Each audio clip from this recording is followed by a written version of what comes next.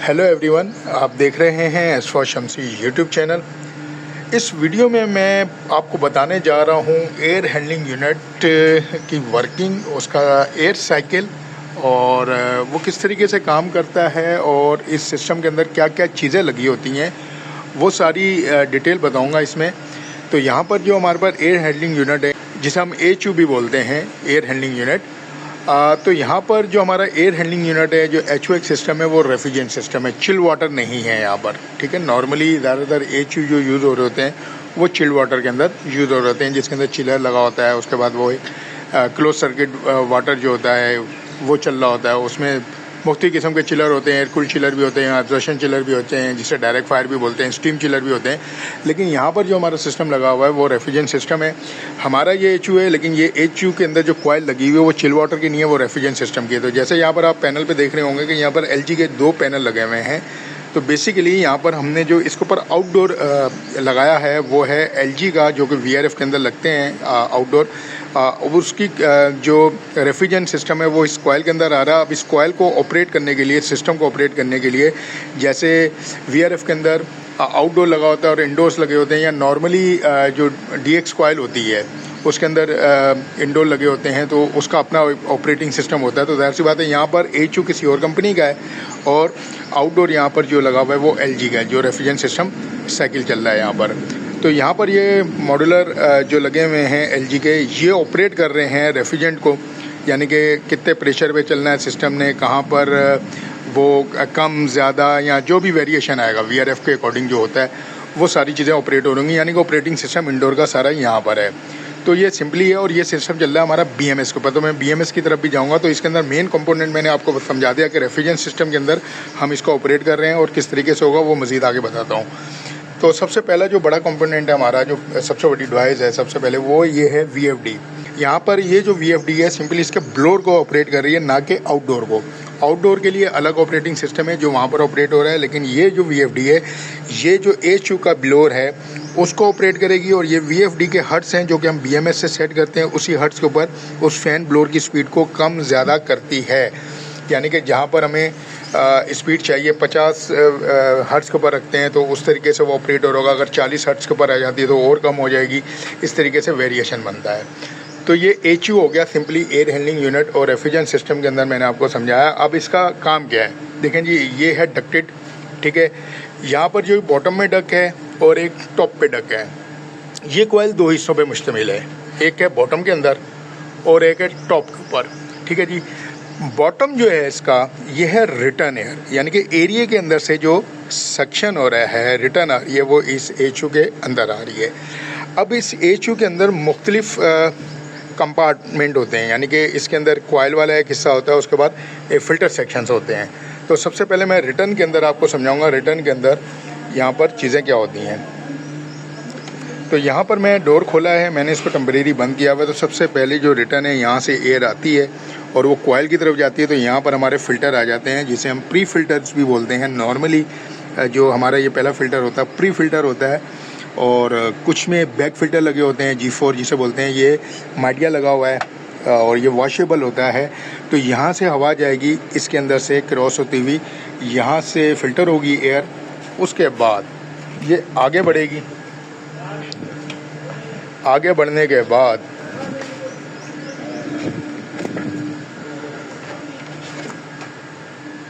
ये ब्लोअर है जो सेक्शन ले रहा है, वहाँ से एयर को खींचता है और उसके बाद ये आगे जा रहा होता है इस कॉइल के अंदर। ये कॉइल जो वीआरएफ के साथ कनेक्टेड है, इस कॉइल के अंदर, यानी कि ये जो कॉइल है ये चिल वाटर ऑपरेटेड नहीं है, ये रेफ्रिजरेंट ऑपरेटेड है। इसके अंदर रेफ्रिजरेंट साइकिल चल रहा है। जैसे मैंने आपको बताया था, ये एलजी के लगे हुए हैं। यहाँ पर ये जो लाइन है सप्लाई की और रिटर्न की है, तो ये कॉइल हो रही है ठंडी। अब मज़ीद इसके अंदर बहुत सारी चीज़ें हैं, वो भी मैं आपको डिटेल में बताऊंगा, कोशिश करूंगा इस वीडियो में कवर करूं, नहीं तो नेक्स्ट वीडियो में। अच्छा जी, कॉइल से यहाँ से रिटर्न एयर गुजरी, यहाँ से रिटर्न एयर गुजरने के बाद अब आ जाता है सप्लाई का मामला। यहाँ से एयर गई, ठीक है, यहाँ से ये ऊपर वाला जो सेक्शन बताया मैंने आपको, ये ऊपर वाला जो हिस्सा बताया है, ये है हमारा सप्लाई का। अभी मैं इस डोर को खोलता हूँ जी। तो अगर आप यहाँ देखें तो तो ये नीचे इस जगह से एयर आ रही है, वो सामने कॉइल है, आप देख सकते हैं। अब यहाँ से एयर और फिल्टर हो गई। फ़िल्टर कैसे हो गई? यहाँ पर लगे हुए HEPA फ़िल्टर। अब HEPA फ़िल्टर क्या होते हैं, ये एक लंबी डिटेल है, लेकिन शॉर्टली मैं आपको बताऊँगा कि कोई भी फार्मास्यूटिकल हो या कोई भी हॉस्पिटल हो या कोई भी ऐसी जगह हो जहाँ पर ये चीज़ें हो रही हों, तो वहाँ पर HEPA फ़िल्टर लगाते हैं और ये 99% से 97% एयर को फ़िल्टर करते हैं। तो ये हमारा, और इससे नीचे भी होते हैं, और ये आई थिंक, और ये हमारा जो HEPA है ये क्लास है 85%। यहाँ पर ये देखें, ये 85% क्लास का HEPA फ़िल्टर लगा हुआ है, यानी कि वहाँ से ये जो मैंने आपको प्री फ़िल्टर बताया था, वहाँ से फ़िल्टर हुई एयर, उसके बाद यहाँ से जो सप्लाई जाएगी एरिया के अंदर, इस फ़िल्टर के अंदर से क्रॉस होकर के आगे जाएगी। अब मज़ीद चलते हैं आगे। अब इससे अगला जो हिस्सा है वो खोलते हैं हम। यहाँ पर देखें जी, पहले HEPA फ़िल्टर था, वहाँ से एयर निकली, अब ये सेकंड फिर HEPA फ़िल्टर आ गए हमारे। अब एक बार और ये जो एयर है वो और मज़ीद यहाँ पर फ़िल्टर होगी, इन फ़िल्टर्स के अंदर से गुजर करके एरिया में जाएगी। यानी कि इतनी एयर क्वालिटी को इतना यानी कि यहाँ पर रखा गया है स्टैंडर्ड में। और किस किस्म की एयर क्वालिटी होगी आप इमेजिन कर सकते हैं कि पहले प्री फ़िल्टर थे, फिर HEPA फ़िल्टर थे, उसके बाद फिर आ गए HEPA फ़िल्टर। अब यहाँ से जो एयर है वो हमारी दो फ़िल्टरों से निकलती हुई GI शीट डक्ट में जो होती है हमारी, यहाँ पर जो हमारी जो डक्टिंग है जो GI शीट की बनी होती है और प्री इंसुलेटेड भी होती हैं, तो वो कनेक्टिंग यहाँ से सप्लाई एयर जा रही है एरिया के अंदर। अब आप बोलेंगे जी यहाँ पर यूनिट के साथ कनेक्ट हैं, तो दो यूनिट हैं यहाँ पर, एक स्टैंड बाय है और एक रनिंग में है। अब यहाँ से चली एयर और ये एयर गई नीचे एरिया में। अच्छा, नीचे एरिया में भी डायरेक्टली ऐसे नहीं ये जा रही, वहाँ पर भी HEPA फ़िल्टर है, जहाँ पर इसका एयर डिफ्यूज़र लगा हुआ है, जहाँ से डिफ्यूज़ हो रही है एयर, या ग्रिल लगी हुई है, वहाँ से भी सप्लाई जो हो रही है एयर वो HEPA फ़िल्टर के बाद हो रही है। अब इसके अंदर आपको कुछ चीज़ें नज़र आ रही हैं, ये पाइप वगैरह, ये सारी चीज़ें, तो ये सारे कंट्रोलर हैं। अब कंट्रोलर कैसे हैं कि इसके अंदर कुछ कंट्रोलर ऐसे हैं जो ह्यूमिडिटी को मॉनिटर कर रहे हैं, कुछ कंट्रोलर्स ऐसे हैं जो एयर की जो सप्लाई है उसको मॉनिटर कर रहे हैं।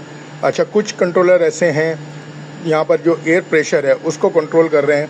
तो ये सारी चीज़ों का जब डेटा आता है हमारे पास BMS सिस्टम के अंदर या ऑपरेटिंग सिस्टम के अंदर, तो अकॉर्डिंग टू डिज़ाइन जो हमारा डिज़ाइन होगा कि कितने टेम्परेचर के ऊपर किस तरीके से VFD को ऑपरेट करना है, किस तरीके से रेफ्रिजरेंट कॉयल को ऑपरेट करना है, आउटडोर कितनी स्पीड पे चलेगा, कम होगा, ज़्यादा होगा, टेम्परेचर कहाँ पर मीट हो जाएगा, तो सिस्टम 100% बंद होगा या 10% चलता रहेगा।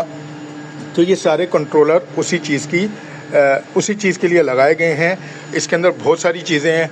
यहाँ पर आप देखें रिटर्न के ऊपर भी हमारा यहाँ पर लगा हुआ है। उसके बाद ये जो चीज़ें हैं, अब मैं आपको ये बताता हूँ, ये तो हो गया ना हमारे एयर की जो मेजरमेंट्स वगैरह हैं उनके लिए कंट्रोलर हो गए। अब यहाँ पर ये लगे हुए हैं, देखें यहाँ पर ये जो कंट्रोलर हैं ये हमारे फ़िल्टर्स के लिए कंट्रोलर लगे हुए हैं कि फ़िल्टर्स के बारे में बताता है। बिफोर और आफ्टर दोनों जगह पर इसकी नोज़ल लगी होती है और एयर को यहाँ से ये मॉनिटर कर रहे होते हैं। अगर फ़िल्टर डर्टी हो जाएगा तो हमें फ़ौरन हमारे सिस्टम के ऊपर पता चल जाएगा कि ये फ़िल्टर जो है इस हिस्से का ख़राब हो गया है या गंदा हो गया, तो उसको क्लीन कर दें। तो वो सारी डिटेल आ रही होती है। तो बहुत शॉर्ट वीडियो के अंदर कोशिश कर रहा हूँ, छोटी से छोटी वीडियो बनाऊँ और इस सिस्टम को समझाने की कोशिश करूँ।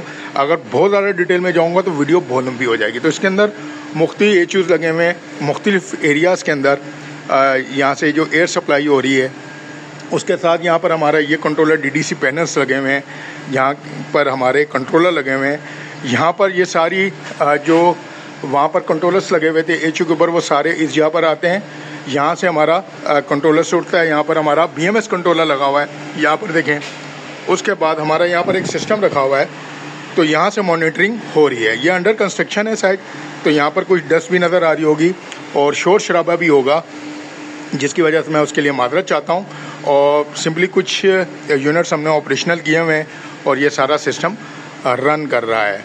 अब आउटडोर की डिटेल वो सिंपली मैंने आपको बता दिया कि एक आउटडोर यूनिट लगा हुआ है, वो 10 टन का भी हो सकता है, 20 टन का भी हो सकता है, जो यहाँ पर रेफ्रिजरेंट सप्लाई कर रहा है इस सिस्टम के अंदर। थोड़ा सा मैं आपको BMS सिस्टम जो इसकी डिज़ाइन है, ग्राफिक है, उसके ऊपर मैं आपको समझा देता हूँ फिर उसके बाद वीडियो को हम करेंगे ख़त्म और नेक्स्ट वीडियो के अंदर कोशिश करेंगे आपको इस पूरे सिस्टम के बारे में डिटेल में समझाएं कि किस तरीके से आउटडोर कनेक्ट होते हैं, किस तरीके से इंडोर्स होते हैं, किस तरीके से इसके एरियाज़ के अंदर जो डिवाइसेस लगी हुई हैं वहाँ पर वो किस तरीके से काम कर रही हैं। अभी मैं सिंपली प्लांट रूम यहाँ पर ये सिस्टम लगा हुआ है उसी की वीडियो आपसे शेयर कर रहा हूँ।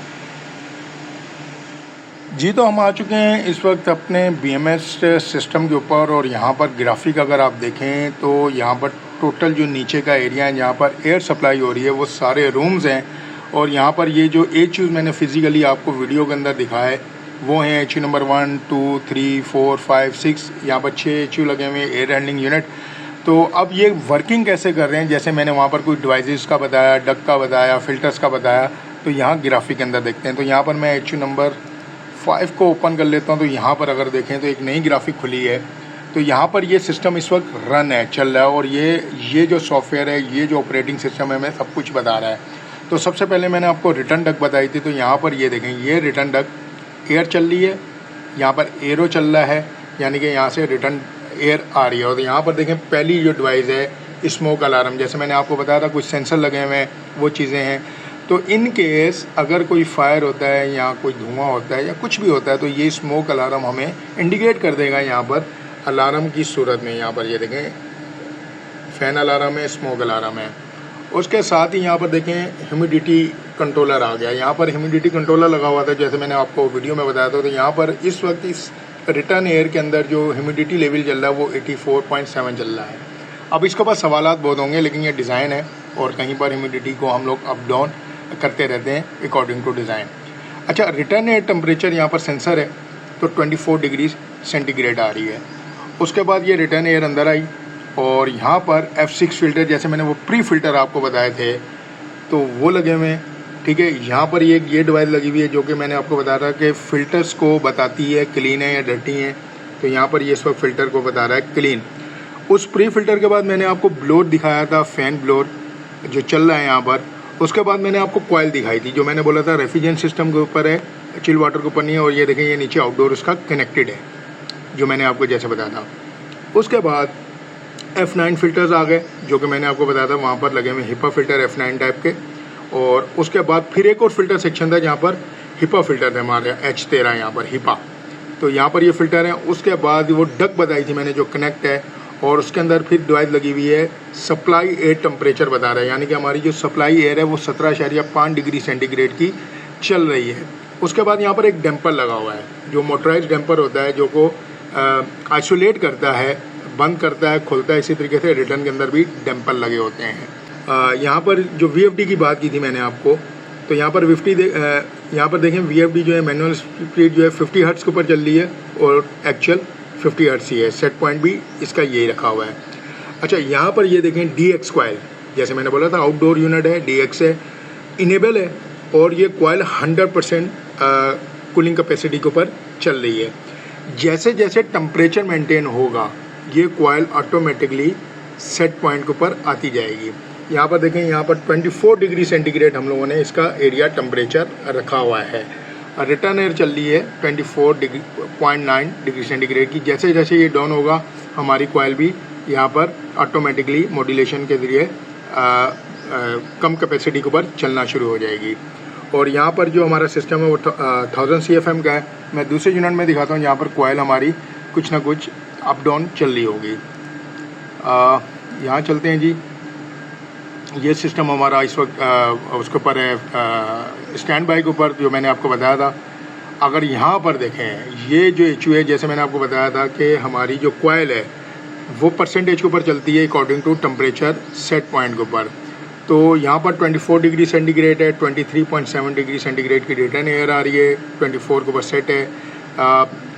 थोड़ा बहुत वेरिएशन चलता है एयर के अंदर, 10% 5% का रेशो होता है। और यहाँ पर जो कॉइल है वो 100% नहीं चल रही, 36 पॉइंट या 35 पॉइंट ये अप डाउन होती रहती है, वेरी करती रहती है और इस तरीके से चल रही है। और यहाँ देखें जो हमारी सप्लाई एयर है वो 21 डिग्री सेंटीग्रेड के ऊपर चल रही है, जबकि दूसरे जो पहला HU था उसके अंदर आई थिंक 19 डिग्री सेंटीग्रेड के ऊपर थी। तो ये ऑटोमेटिकली टेम्परेचर को एडजस्ट करती रहती है। अगर मैं कहीं गलत होऊंगा तो मेरी रहनुमाई ज़रूर कीजिएगा, मैसेज ज़रूर कीजिएगा चैनल पर नए हैं तो चैनल को सब्सक्राइब ज़रूर कीजिएगा और बेल आइकन बटन को ज़रूर दबा लीजिएगा ताकि नई आने वाली वीडियोस की आपको अपडेट मिल सके।